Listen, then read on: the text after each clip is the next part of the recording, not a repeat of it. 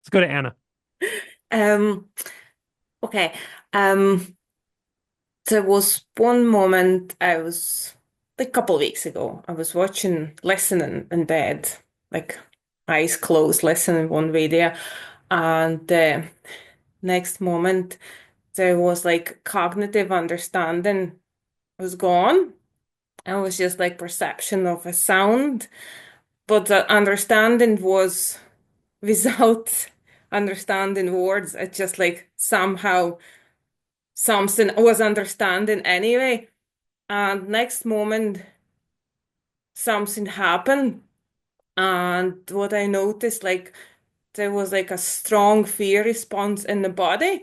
Body was just, like heartbeats and like breathing, and there was just like completely no control because there was no understanding what is happening.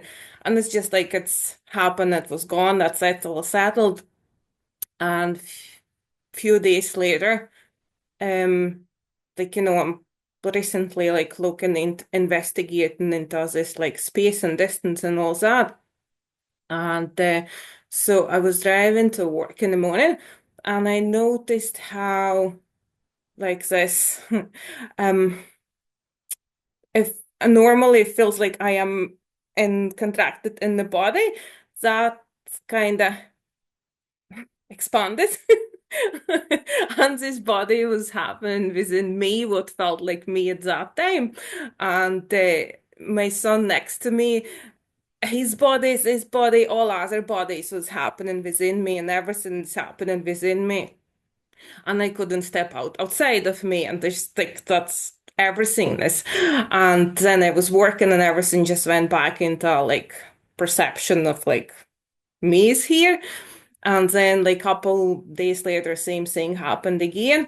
And simultaneously, there was like a lot going on in the life, like different kind of small events, which triggered a lot of anxiety.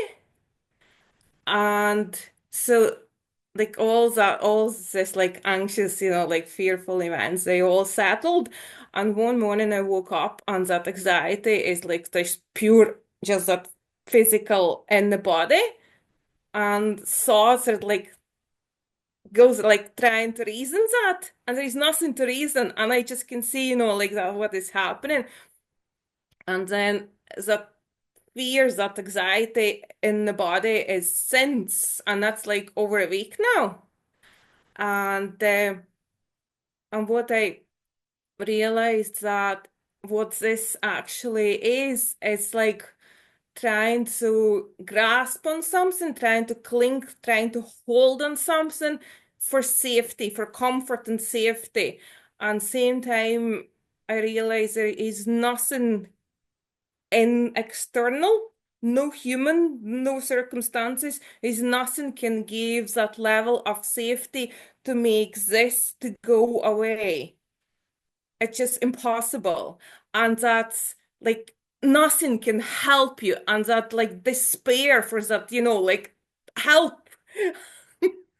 And that's- so since like boundaries kind of dropped away, um it felt like if I was standing on a skyscraper looking through the window out there, that window was gone, and I was standing like on the windsill, just like looking out there. And then one day I noticed that's like in the last few months, just waking up and there is like this like looking breathing into your face like eternity, no end, no beginning. It's just there all the time. And through thinking through like all this like pictures, we are trying to avoid to say it, but that is here all the time through the transparency. You can see both.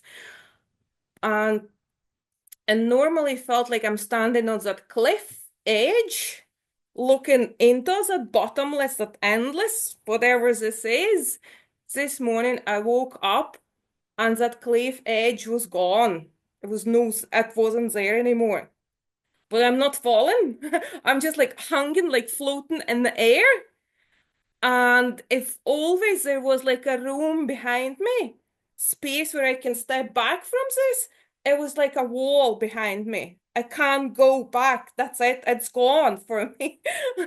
And since this happened, and the raw fear, it's still like they're just walking and moving and doing whatever it wants to do. And I can clearly see no matter what I think, like if I, any investigations, anything, I can't do anything with that. It just has its own doing.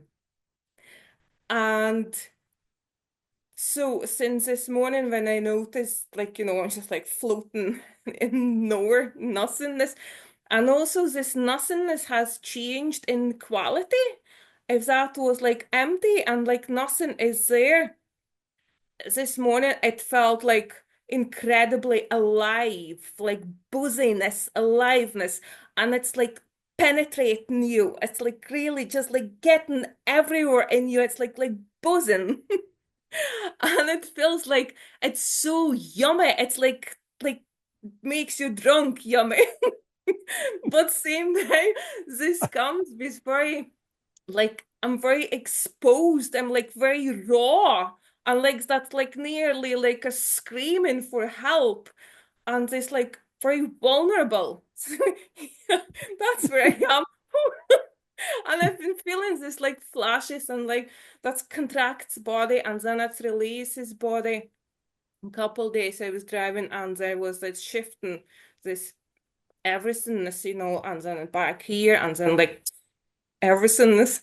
And one moment that fear came up and that fear, it was just like everything is this fear, like a whole space, all visual field, everything, like I'm swimming in this fear. And next morning, and it was just come and going like this. Next morning, I wake up, I open my eyes, and like a whole room is filled with this fear, and like all visual filled sounds, body sensations, everything is this fear. And it's like, no, it's like you take all the sense gates, you put them into a blender, mix them up, and that's how it feels. So yeah. I don't even know like that I'm calling it fear, but it's not, I don't even know what it is, if Right. I'm very honest. Yeah. So if anyone wants to know what the fruition of practice looks like, this is it will calm down. I mean, the intensity will settle, and the insight itself will mature, meaning you'll see through any subtle fundamental beliefs or fixations that remain, and you'll keep bumping into them, and they'll just keep untying themselves. It's pretty much it's reasonably spontaneous at this point, as you've noticed. But your description of that internal world disappearing, the internal external's gone, like you have nowhere to land, nowhere to hold on to anymore. There's no coping mechanisms in a sense. I mean, they might come up for a minute, but they're just useless now because Mhm. there's nothing for them to anchor to anymore, right? And so this is reality unfiltered. This is what it is to experience reality unfiltered, and the non-dual aspect, and the no self aspect, the no inner world, no outer world. Like all those descriptions are very clear. Um, and yeah, as you said, like even the labels stop making sense. Like, is this fear? Is this ecstasy? Like, I can't really tell, but what you'll realize over time is you don't have to tell. You don't have to be able to tell, and your quote unquote body can handle it. Actually, you have tremendous capacity for experience, and now you know that there's nothing that needs to mitigate experience anymore, and there never was a need to mitigate experience. Although to realize that too early would be very, very difficult. It'd be a huge shock to the psyche when you're not ready for it. You're ready for it, so you're okay. But yeah, that's how this goes. And it's kind of awesome, but it's also kind of like, what the hell? Like, really? It's this like unfiltered? Whoa, nothing is real in a sense, you know. Nothing comes from anywhere, nothing's going anywhere. It's just so full on, but there's also that interpenetration of all the sense fields, and the energetics of it are fascinating in a way, right? So this is it. Dogen has a wonderful quote where he says, he describes it as no trace enlightenment, and he says, and no trace continues endlessly, which is true. So in the sort of human spectrum or the personal spectrum, there will be, you'll see conditioning, and you'll see it just untie itself. You'll see it dissolve itself again and again and again. And if there's any resistance, it will feel super uncomfortable, which is good, really, because ultimately you'll see through Mhm. it. But it's always good to look at any beliefs that remain, right? Because when you realize all the stuff that you just described not being here anymore, all the things you realize like were just illusions, these layers of identity, the sense of separation, sense of an inner world, somewhere to pull back into.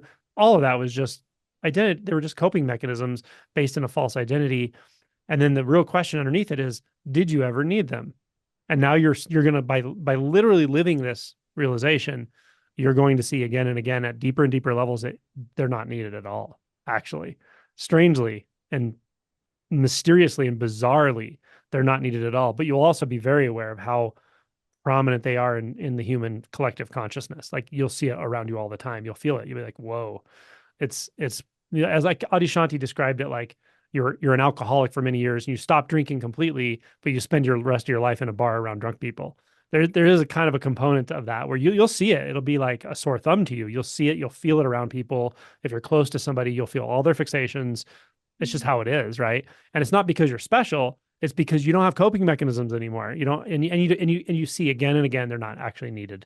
And then you really can settle into that sort of non-dual luminosity, that non-dual empty luminosity. It's empty. It's without substance. All of this, right? And at the Mhm. same time, it Mhm. has a luminous quality. That's that synesthetic, just interpenetration of all appearances. It becomes rather luminous, and that luminous or radiant nature is like a wave you just ride. And it moves in every direction, any direction, impossible directions. The more you realize like you can trust it fully, you'll move with it all the time, and it'll Mhm. feel kind of awesome, you know, and you'll never be able to describe it. Thank you. Thank you for all your work that you've done and whatever led up to all this is pretty awesome. Yeah. Thank you. Hmm. Lubina, do you want to add anything? Yeah, Angela, can you interview her? Hi, Lubina. I I was just saying, Angela, can you interview her? I'd want to hear more. Yeah, that would be a good interview. Yeah, I will. That's all I got.